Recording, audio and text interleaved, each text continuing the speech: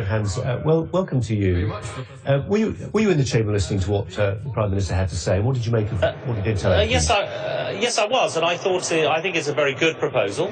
It's pretty similar to the proposal made by the Alternative Arrangements Commission that I'm co-chair of, so I'm familiar with a lot of these proposals. And essentially they're trying to answer three questions. How do you respect the Good Friday Agreement and prevent a hard border on the island of Ireland? Secondly, how do you respect the integrity of the EU's single market and customs union? And third, how do you allow the UK to pursue an independent trade policy once the UK is outside of the EU? So I think on all three of these counts, these proposals from the Prime Minister meet those. We now need, as a House of Commons, to rally round and back these proposals as the way forward. We'll come on to the likelihood of that in just a second, but if we just take perhaps some of your points there, starting with the hard border. Some misgivings already expressed from Dublin today, Simon Coveney, about the UK's plans, this idea of having effectively a peripheral secondary border on business premises and its workability, particularly given the fact that Northern Ireland's Assembly, which hasn't sat for 1,000 days, would get to have a say-so on it every 4 years. Well, look, I've been to Ireland 5 times in recent months. And clearly we do need to get the Assembly up and running again. Stormont needs to be up and running. That's actually essential even apart from Brexit.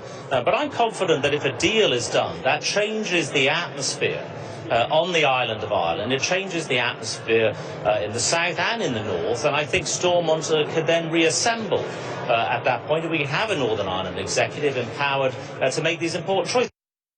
That the people of Northern Ireland have a say on these proposals. You know, it's almost 2 million people in Northern Ireland. That's larger than 4 EU member states. So their involvement is really important going forward.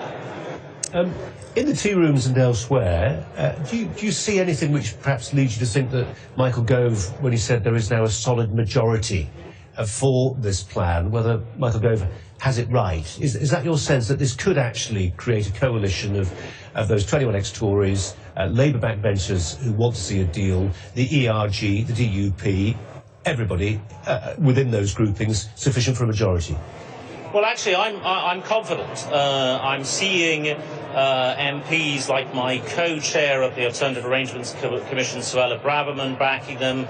I saw Bill Cash, Marc Francois sounding very supportive in the House of Commons chamber. I'm seeing more Labour MPs wanting to have a deal, and actually 1 or 2 Lib Dems as well. So actually the number of MPs who are trying to get a deal, as opposed to the number of MPs wanting to have a row about Brexit, I see that increasing every day at the moment.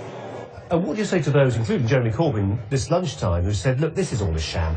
Boris Johnson, he's going through the motions. He's presented a deal that the EU can't possibly accept. They'll be left holding the baby. It will look like they're being intransigent, which is all part of his pre-election strategy. Well, look, I've never been convinced that Jeremy Corbyn would back any Brexit deal, and now he's preventing there being a general election to try and decide it by other means. You know, so I wasn't at all surprised by Jeremy Corbyn's reaction. I'll be quite frank with you, I wasn't really convinced that he'd even read the proposals. Greg Hans, thanks very much indeed. Thanks a lot.